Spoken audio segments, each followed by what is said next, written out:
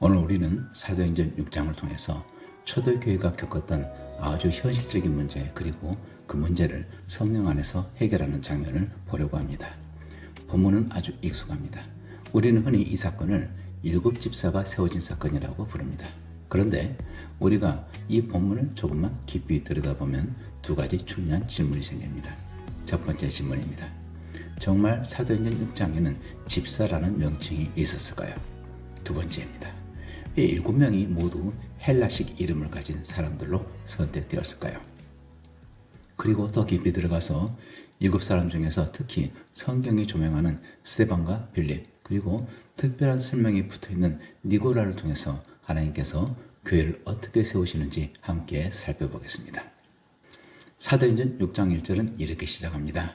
그때 제자가 더 많아졌는데 이 말은 축복입니다. 교회가 성장한 것입니다. 복음이 확장된 것입니다. 그런데 교회가 성장할 때 언제나 좋은 일만 생기는 것은 아닙니다.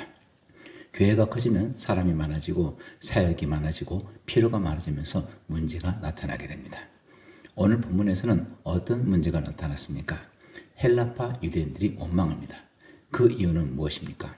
자기들의 과부들이 매일 구제에 빠지므로. 이 말은 단순한 섭섭함 수준이 아닙니다. 초대교회의 구제는 생존의 문제였습니다. 특히 당시 과부는 사회적 약자 중에서도 가장 약자였습니다. 가족이 없고 보호가 없으면 삶 자체가 무너지는 시대였습니다. 그러니 이 문제는 단순히 행정 실수가 아니라 공동체의 신뢰가 흔들릴 수 있는 문제였고, 더 심각하게는 교회가 분열될 수도 있는 문제였습니다. 여기서 중요한 진리를 하나 배웁니다. 교회는 거룩한 공동체이지만은 현실의 문제를 피하지 않는다. 교회는 문제를 감추는 것이 아니라 복음으로 해결하는 것이다. 이제 첫 번째 핵심 이슈로 들어가겠습니다. 우리는 흔히 7 집사라고 말합니다. 그런데 사도행전 6장을 자세히 보면 직분명으로 집사라는 단어가 딱 등장하지는 않습니다. 본문에는 어떤 단어들이 반복됩니까? 바로 섬김이라는 단어입니다. 사도행전 6장 2절입니다. 우리가 하나님의 말씀을 제쳐놓고 접대를 일삼는 것이 마땅하지 아니하니. 여기서 접대는 단순히 손님 대접이 아니라 구제와 분배의 실무, 즉 공동체 섬김을 말합니다. 그리고 사도행전 6장 4절에서 사도들은 말합니다. 우리는 오로지 기도하는 일과 말씀 사역에 힘쓰리라. 이 말은 이런 뜻입니다. 구제가 중요하지 않다가 아닙니다. 섬김이 별것 아니다가 아닙니다. 오히려 반대로 섬김이 너무나 중요하기 때문에 교회가 공식적으로 사람을 세우는 것입니다. 그리고 그 사람들의 조건이 무엇입니까? 사도행전 6장 3절입니다. 성령과 지혜가 충만하여 칭찬받는 사람. 여러분, 이게 무슨 뜻입니까? 돈과 분배와 행정을 맡기는 일인데 교회는 성령 충만한 사람을 세웠습니다. 이게 초대교회의 영적인 수준입니다. 우리는 종종 섬김을 이렇게 생각합니다. 그건 그냥 봉사지, 그건 그냥 일이지. 아닙니다. 성경은 섬김을 가볍게 보지 않습니다. 섬김은 영적 전쟁터입니다. 왜냐하면 섬김 안에는 항상 사람의 마음과 감정과 상처가 들어가고 돈과 공평과 인정 문제가 들어가기 때문입니다. 그러므로 교회는 섬김을 맡길 때 더 거룩한 사람을 세우는 것입니다. 정리해 보겠습니다. 성경은 집사라는 명칭을 본문에서 뚜렷하게 말하지 않지만 분명하게 말합니다. 교회는 섬김의 사역을 공적으로 세웠다. 그리고 그 섬김은 성령과 지혜를 요구하는 거룩한 직무였다. 이제 두 번째 이슈입니다. 사도행전 6장에 나오는 7명의 이름을 봅니다. 스데반, 빌립, 브로고로, 니가노르, 디몬, 바메나, 니골라. 이 이름들은 전부 헬라식, 즉 그리스식 이름입니다. 여기서 질문이 생깁니다. 왜 교회는 하필 이 7명을 모두 헬라식 이름의 사람들로 세웠을까요? 답은 사건의 문제 속에 들어있습니다. 문제를 제기한 쪽이 누구입니까? 헬라파 유대인들입니다. 그들의 가부가 구제에서 소외되었다고 느낀 것입니다. 이때 교회가 가장 위험하게 할 수 있는 선택이 무엇일까요? 그럴 리가 없어. 그건 오해야. 괜히 문제 만들지 마. 이렇게 덮어버리는 것입니다. 그러면 상처는 더 깊어지고 불신은 더 커지고 교회는 갈라집니다. 그런데 초대교회는 정반대로 갑니다. 상처받는 쪽이 신뢰할 수 있는 구조를 만든 것입니다. 그 해답이 무엇입니까?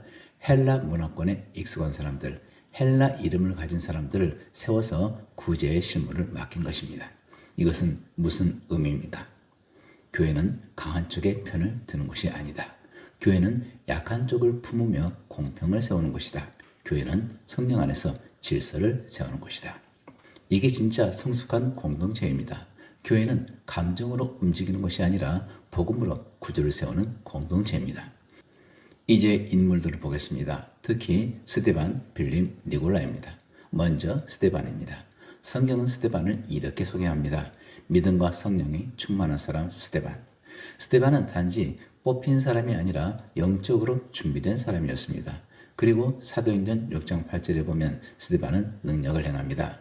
은혜와 권능이 충만하여 큰 기사와 표적을 민간에 행하니 여기서 한 가지를 깨닫게 됩니다. 스데반은 섬김을 위해 세워졌습니다.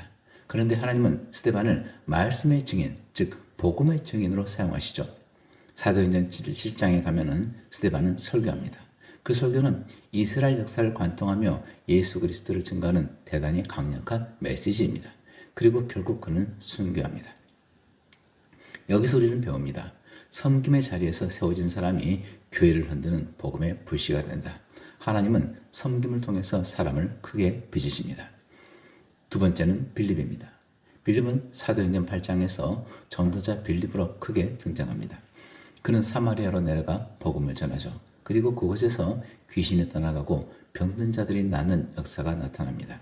성경은 말합니다. 그 성에 큰 기쁨이 있더라. 그리고 빌립은 또 한 사람을 만납니다. 바로 에디오피아 네시입니다. 그 네시는 이사야서를 읽지만 깨닫지 못합니다. 그때 빌립이 다가가 성경을 풀어줍니다. 결국 복음을 듣고 세례를 받고 기쁨으로 돌아갑니다. 빌립을 통해서 우리는 무엇을 봅니까? 빌립은 단지 구제 담당자가 아닙니다.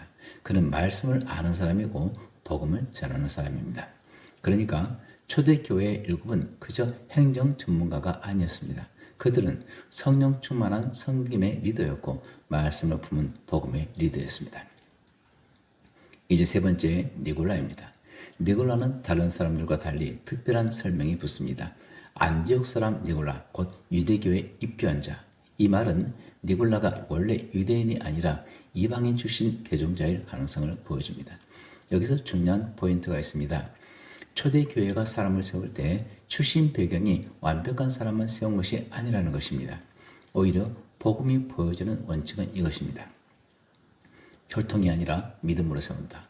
배경이 아니라 성령의 역사로 세운다. 익숙함이 아니라 복음의 확장으로 세운다. 니골라가 안디옥 사람이라는 것도 의미가 있습니다. 안디옥은 나중에 이방 선교의 중심지가 되고 그리스도인이라는 이름이 처음 붙은 것이기도 합니다. 그러므로 니골라의 존재는 초대교회가 시작부터 이미 열방과 선교의 방향을 품고 있었다는 강한 신호가 되는 것입니다.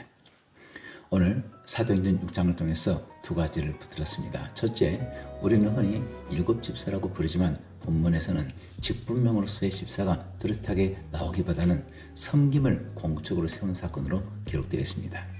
둘째, 왜 헬라 이름을 가진 7명이 선택되었는가? 그것은 교회가 상처받고 쇠어되었다고 느낀 사람들의 마음을 품고 공정함과 신뢰를 회복하기 위해서 성령의 지혜로 구조를 세운 것입니다.